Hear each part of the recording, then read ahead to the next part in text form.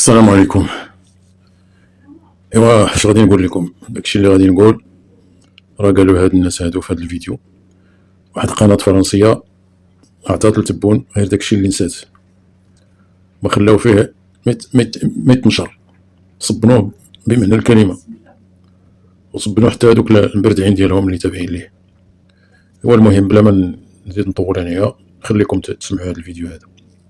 L'architecture d'Alger, les infrastructures qui sont restées, pas de merci, pas rien du tout, et en plus il faut encore continuer à s'excuser et à se mettre à quatre pattes. Non, une seconde, je termine parce que je termine juste là-dessus. Autre chose, Monsieur Tebboune, dans cette interview, mais dans d'autres interviews qu'il donne, il qualifie le gouvernement de François Bayrou de gouvernement franco-maroccano-sioniste. On va continuer encore longtemps à se faire marcher dessus comme ça. Monsieur Bayrou, il est à la tête d'un gouvernement franco-maroccano-sioniste.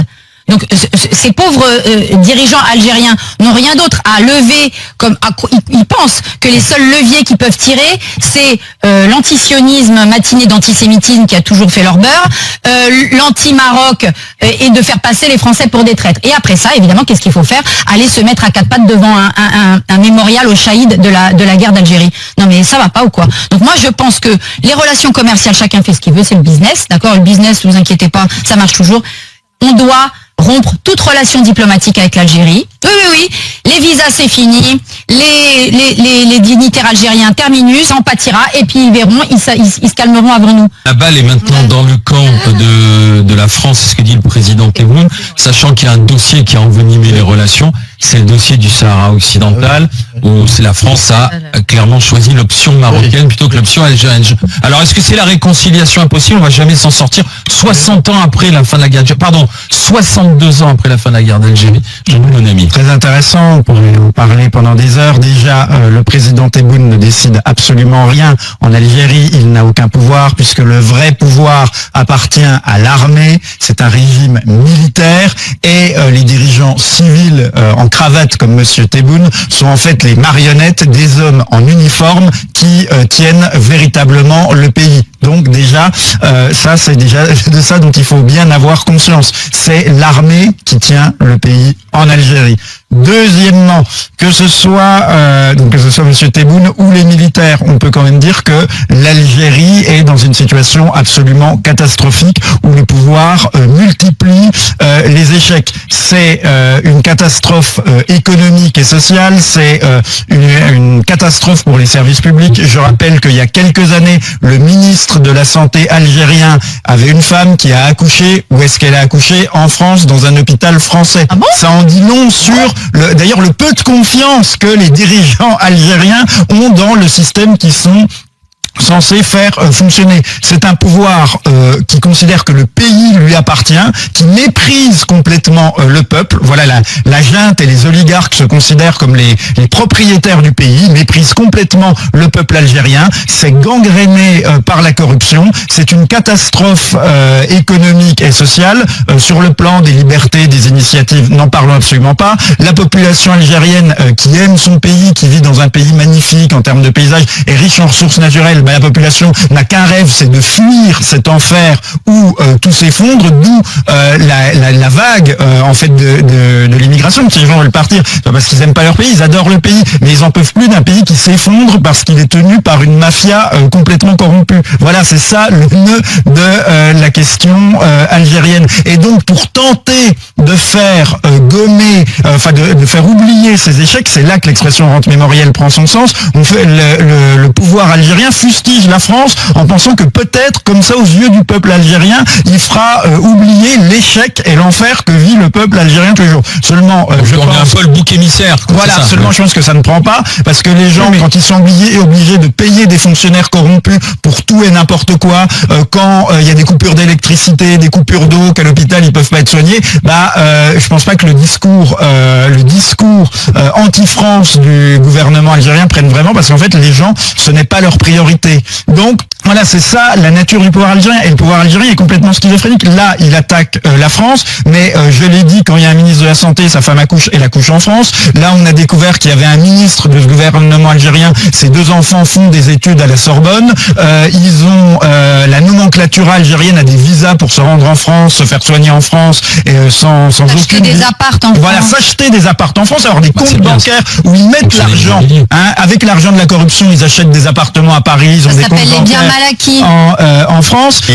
Et bien, je tiens à rappeler que le pouvoir qui se dit du FLN, issu du FLN de la guerre d'Algérie, n'est absolument pas un pouvoir issu du FLN, puisqu'en fait, les combattants du FLN qui avaient combattu contre la France ont été éliminés, et c'est bien souvent des anciens cadres algériens de l'armée française qui se sont retournés au dernier moment contre la France en 61 ou en 62, qui ont pris le pouvoir, et que tous ceux qui étaient des cadres de la révolution algérienne, soit ils sont morts très vite de mort naturelle comme Boumedienne, soit ils ont été en prison comme Ben Bella, soit ils ont dû fuir et s'exiler en France. Aït Ahmed, qui était un héros de la guerre d'Algérie contre la France, en fait il a passé 30 ans de sa vie en exil en Europe. Voilà, parce qu'en fait le pouvoir a été pris par des gens qui sont des déserteurs de l'armée française. Et donc, comme il s'agit de faire oublier ça, plus de faire oublier les horreurs de la guerre civile avec des dizaines et des dizaines de milliers de morts dans les années 90, plus de faire oublier la catastrophe économique et sociale, on va taper sur la France. Mais la France a bon dos. Je rappelle qu'il y a un pays qui a aussi été colonisé par la France, où il y a aussi une guerre d'indépendance, c'est le Vietnam. Curieusement, on n'a pas du tout les mêmes problèmes avec le Vietnam. Et curieusement, le Vietnam se porte beaucoup mieux économiquement. Se porte beaucoup mieux économiquement que l'Algérie. Mais pourquoi donc? Quel est donc cet élément qui fait que on peut avoir que de la rage, de la rancœur et de la haine vis-à-vis de la France? Bon, bref, c'est peut-être autre chose. Mais à mon avis, le problème n'est pas dans le peuple algérien. Non, je ne sais pas pourquoi, madame... Un dernier point, je rappelle quand le président algérien dit que c'est nous qui aurions ouvert les hostilités, Boualem Sansal, c'est pas nous qui l'avons mis en prison, alors que c'est aussi, en plus d'être un citoyen algérien, un citoyen français. C'est une affaire scabreuse, c'est ce que dit le président Tebboune. Ah oui, ça c'est sûr, c'est très scabreux. Mais bon, c'est une affaire scabreuse qui vise à déstabiliser l'Algérie. En prison. Déjà, nous sommes en février 2025. En février 2019, la jeunesse algérienne, démocratique, qui voulait en finir avec ce régime corrompu, s'est révoltée. C'était la grande révolte du Irak. Qu'est-ce qu'on peut faire d'autre à part inviter les Algériens, les jeunes Algériens, à se révolter de nouveau? Mais comment peuvent-ils se révolter quand certains héros de cette révolte ont été mis lâchement en prison pour avoir simplement organisé des réunions, manifesté dans la rue? Donc la grande espérance du Irak, elle a été trahie par des gens comme ça. Alors bien sûr, Bouteflika est parti, mais c'est exactement les mêmes qui sont restés. Avec un discours... C'est la génération de la guerre d'Algérie, justement. Oui, mais c'est ça aussi. Alors, quand Madame Ségolène Royal et les deux Villepin et compagnie viennent nous dire qu'on maltraite l'Algérie, excusez-moi, mais Monsieur Macron, en 2017, est allé leur raconter n'importe quoi, les crimes contre l'humanité, et il est allé, en 2017, comme Monsieur Darmanin en 2020, déposer une gerbe en souvenir des martyrs de la guerre. Je ne sais pas depuis quand on va célébrer les martyrs du FLN quand on est gouvernement français. Donc d'abord, le président Tebboune est un président qui est pas très légitime en fait, pas très légitime. Tebboune souffre d'un déficit de légitimité grave. Et l'autre sujet, c'est évidemment la déclaration d'Emmanuel Macron, qui est le président de la France, membre du Conseil de sécurité, et qui choisit le camp du Maroc concernant le Sahara occidental. Donc ça veut dire que la guerre intestine, la guerre qui a d'ailleurs été une vraie guerre en 63, la guerre des sables entre le Maroc et l'Algérie, se solde par une victoire du Maroc en fait. C'est-à-dire qu'aujourd'hui, les pays qui avaient des relations avec le gouvernement ou le pseudo-gouvernement sahraoui se détachent progressivement des Sahraouis et se rapproche du Maroc. Donc le Maroc a gagné sa bataille diplomatique, définitivement, je dirais, pratiquement. Donc ça, c'est une perte de légitimité pour le président algérien. Une autre, et la plus forte, et c'est la véritable raison de cette crise, comme on avait déjà eu l'occasion d'ailleurs d'en discuter dans une précédente matinale. Et donc, il a besoin de trouver des relations, des problèmes de substitution. Donc, il fait arrêter Boualem Sansal, il monte la sauce, etc. Mais tout ça, c'est pour masquer cet échec. C'est évident. Un exemple suffit à le montrer. quand vous avez un régime qui est véritablement ouvert et qui choisit l'ouverture, le développement, etc., une des premières choses qu'il fait, c'est vouloir ouvrir le tourisme pour montrer que son pays est attractif, pour donner une bonne image de son pays. Regardez, c'est le cas du Maroc, tous les pays qui veulent, même Cuba, si vous voulez, où j'ai été un nombre très important de fois. Donc Cuba a voulu, même si c'est un régime de fer, a voulu s'ouvrir et ils ont créé une industrie du tourisme. Ça veut dire on accueille les gens d'étrangers, on n'a pas peur qu'il y ait des relations entre les gens de l'étranger et les gens de l'intérieur. Donc il n'y a pas véritablement de la part de ce régime une volonté d'ouverture. Donc les jeunes le savent et c'est les critiques du pouvoir, la jeune nomenclatura qui fait partie de l'équipe au pouvoir, je pense qu'il doit être furieuse par la façon dont le président Tebboune a géré son dossier concernant le Sahara, si vous voulez. Je pense que il y a des critiques en interne.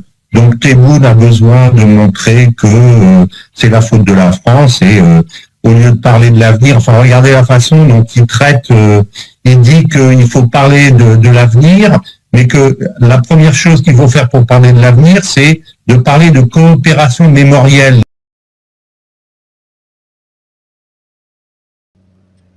ايوا المهم اللي دار شي حاجه كيلقاها. تبون ما احترم حتى شي واحد.